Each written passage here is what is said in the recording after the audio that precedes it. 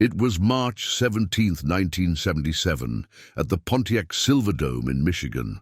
The massive stadium, normally home to NFL games and major sporting events, had been transformed into the largest concert venue Elvis had ever performed in, with 25,000 screaming fans packed into every available seat and standing area. The energy was electric, pulsing through the cavernous space like a living thing as Elvis commanded the stage with the magnetic presence that had defined his career for over 2 decades. But midway through his performance of My Way, a voice from somewhere high above the crowd stopped the king of rock and roll mid-sentence and launched what would become one of the most mysterious and emotionally charged moments in concert history. The voice seemed to come from everywhere and nowhere at once, floating down from the stadium's upper reaches with a clarity and power that cut through the ambient noise of 25,000 people like a knife through silk. It was singing along with Elvis, but not in the typical way of an enthusiastic fan. This voice was trained, professional, and hauntingly beautiful. A rich baritone that complemented Elvis's vocals with harmonies that seemed divinely inspired. At first, Elvis continued performing, assuming it was just an unusually talented audience member caught up in the moment. But as the voice continued, growing stronger and more confident, something about its quality made him pause. This wasn't amateur enthusiasm. This was artistry of the highest caliber, delivered with a technique and emotional depth that commanded respect, even from someone of Elvis's stature. Elvis stopped singing entirely and held up his hand, signaling his band to quiet down. The massive stadium fell into an eerie silence as 25,000 people strained to locate the source of the mysterious voice that had captured their attention and apparently captured Elvis's as well. "Ladies and gentlemen," Elvis said into his microphone, his voice carrying clearly through the stadium's massive sound system, "I don't know who's singing up there, but that's one of the most beautiful voices I've ever heard. Whoever you are, wherever you are, please don't stop." The voice responded by continuing the song, now alone and unaccompanied, filling the enormous space with pure vocal power that seemed to make the very air vibrate with emotion. People throughout the stadium were looking up, scanning the upper decks and rafters, trying to identify the source of this angelic sound that had transformed Elvis's concert into something approaching a spiritual experience. But the singer remained invisible, hidden somewhere in the stadium's vast upper reaches, creating an air of mystery that only added to the power of the moment. The voice was coming from the rafters, the highest and most remote section of the venue, but even with thousands of people looking up, no one could pinpoint exactly where the singer was positioned. Elvis, visibly moved by what he was hearing, walked to the edge of the stage and cupped his hands around his mouth. "Friend, I need to see you. What you're doing up there, it's incredible. Please, come down here so we can meet properly." The voice paused, and for a moment the stadium held its breath. Then, clear and strong, came a response that would shock everyone present. "Mr. Presley, I can't come down. I'm not supposed to be here." The admission sent a ripple of confusion and intrigue through the crowd. What did that mean? Was this a security issue? An unauthorized person who had somehow gained access to the venue? Elvis himself seemed puzzled, but his performer's instincts told him that whatever was happening, it was something special that deserved to be handled with care and respect. "What do you mean you're not supposed to be here?" Elvis called back, his voice echoing through the stadium. There was a long pause, and when the voice responded, there was a vulnerability in it that made 25,000 people lean forward in their seats. "I work here, Mr. Presley. I'm part of the maintenance crew. I was just trying to listen to your show from up here where nobody would notice." The revelation hit the audience like a physical wave. This incredible voice, this trained and powerful instrument that had stopped Elvis Presley in his tracks, belonged to someone who was so far from the world of professional entertainment that he was listening to the concert from the building's rafters while supposedly working maintenance. Elvis was quiet for a moment, processing this information. Then his response demonstrated why he had remained beloved by millions for over 2 decades, why his connection with working-class audiences had never wavered, and why his reputation for treating all people with dignity and respect was legendary. "Son," Elvis said, his voice filled with warmth and authority, "anybody who can sing like that belongs wherever the music is.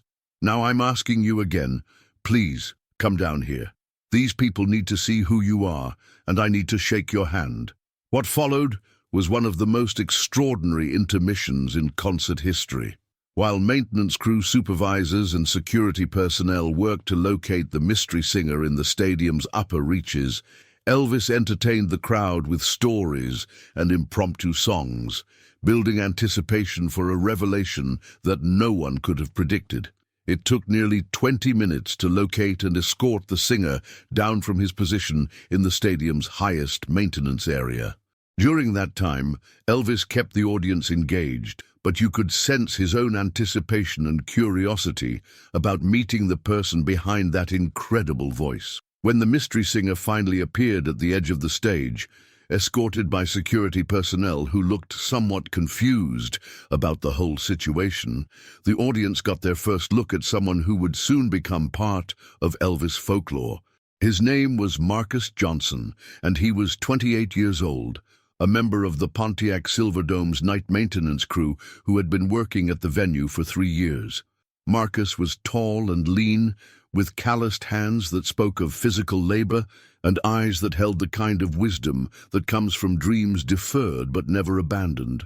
He was wearing his work uniform, a dark blue jumpsuit with Silverdome maintenance embroidered on the chest, and he looked absolutely terrified to be standing in front of 25,000 people and Elvis Presley. But when Elvis approached him with that famous smile and extended his hand in greeting, something magical happened. The fear in Marcus's eyes transformed into recognition, not just of Elvis's celebrity, but of a kindred spirit, another person who understood the power of music to transform ordinary moments into something transcendent. "Marcus Johnson," Elvis said after learning his name, "I want everyone in this building to know that you have one of the finest voices I've ever had the privilege to hear. How long have you been singing?" Marcus, still somewhat overwhelmed by the situation, managed to find his voice. "All my life, Mr. Presley. My grandmother taught me when I was little. I've been in church choirs, school groups, but nothing like this. Nothing professional." "Why not?" Elvis asked gently. "With a voice like yours, you should be on stages, not cleaning them." Marcus's answer revealed a story that resonated with thousands of people in that audience, and millions more who would later hear about that night. "Life, Mr. Presley. Bills to pay, family to take care of. My wife's been sick. We've got 2 kids. Sometimes dreams have to wait while you handle what's in front of you." The honesty and dignity of his response seemed to move Elvis deeply. Here was a man with extraordinary talent who had put his family's needs ahead of his own aspirations, who had found a way to stay close to music by working in a venue where he could hear the greatest performers of their time, even if only from the rafters. "Marcus," Elvis said, "I understand about family and responsibility. I respect that more than you know, but I also believe that talent like yours is a gift that's meant to be shared." He turned to address the audience. "Ladies and gentlemen, I want you to hear something special. Marcus here is going to sing for us, and I guarantee you'll remember this moment for the rest of your lives." What followed was one of the most emotionally powerful performances in Elvis concert history. Marcus, accompanied only by Elvis's piano, sang a gospel song that he had learned from his grandmother, "Precious Lord, Take My Hand." Why, his voice filled the massive stadium with a purity and spiritual depth that transformed the venue from a sports arena into something approaching a cathedral. The performance was flawless technically, but it was the emotion behind it that made it extraordinary. This was a man singing from his soul, sharing not just his vocal ability but his life experience, his faith, his struggles, and his hope. Every person in that stadium could hear the authenticity in his voice, the years of dreams carried while doing whatever was necessary to support his family. When the song ended, the silence that followed was profound and reverent. Then, slowly, the applause began. Not the screaming excitement typical of rock concerts, but the kind of respectful, deeply moved appreciation that acknowledges something sacred has just occurred. Elvis was openly crying, making no attempt to hide his emotional response to what he had just witnessed. "Marcus," he said, "that was one of the most beautiful things I've ever heard in my life." But Elvis wasn't finished. What he did next would change Marcus Johnson's life forever and demonstrate why the king of rock and roll was beloved not just for his talent, but for his character. "Marcus, I want to ask you something in front of all these good people. Would you be willing to record some music with me? Would you be interested in making an album?" The offer was so unexpected, so life-changing, that Marcus actually staggered. The crowd erupted in applause, understanding that they were witnessing a moment when dreams and reality collided in the most beautiful way possible. "Mr. Presley," Marcus managed to say, I don't know what to say." "Say yes," Elvis replied with a grin. "Say yes, and let's make some music together." Marcus looked out at the crowd, then back at Elvis, and made a decision that would transform his life. "Yes, sir. Yes, I would be honored." The stadium exploded in celebration. 25,000 people were on their feet, cheering not just for the entertainment value of the moment, but for the recognition that they had witnessed something genuinely life-changing, a moment when talent was recognized and dreams were given the chance to become reality. Elvis finished the concert with Marcus joining him for several gospel numbers, their voices blending in harmonies that seemed divinely inspired. The collaboration was so natural, so musically satisfying, that it was clear this was more than just a spontaneous gesture.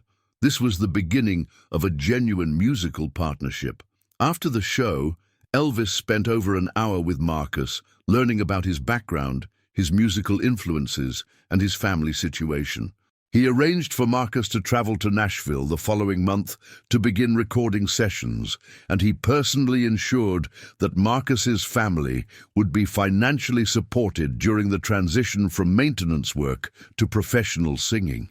The collaboration between Elvis and Marcus Johnson resulted in an album called Voices from Heaven, which became one of Elvis's most critically acclaimed releases and launched Marcus's own successful career as a gospel and soul singer. But more importantly, it demonstrated the power of recognition, the importance of giving people chances they might never have otherwise received, and the beautiful things that can happen when established artists use their platform to lift up others. Marcus Johnson often spoke in later interviews about that night at the Pontiac Silverdome, describing it as the moment when his life divided into before and after. He credited Elvis not just with discovering his talent, but with teaching him that genuine artistry comes from using your gifts to connect with others and to create moments of authentic human emotion. "Elvis taught me that night that it doesn't matter where you come from or what your day job is," Marcus would say. "What matters is the heart behind the voice and whether you're willing to share that heart with others." Ruti, the story of the mystery voice from the rafters, became legendary among music fans, representing the democratizing power of true talent and the responsibility of established artists to recognize and nurture the gifts of others. It reminded everyone that extraordinary voices can come from anywhere, even from the maintenance crew working high above the crowd, and that the greatest performers are those who understand that music is about connection, not just entertainment. Elvis Presley proved that night that his title as the King of Rock and Roll was based not just on his own incredible talent, but on his ability to recognize the royalty that exists in every human voice raised in authentic expression. And Marcus Johnson proved that dreams deferred are not necessarily dreams denied, and that sometimes the most beautiful music comes from the most unexpected places.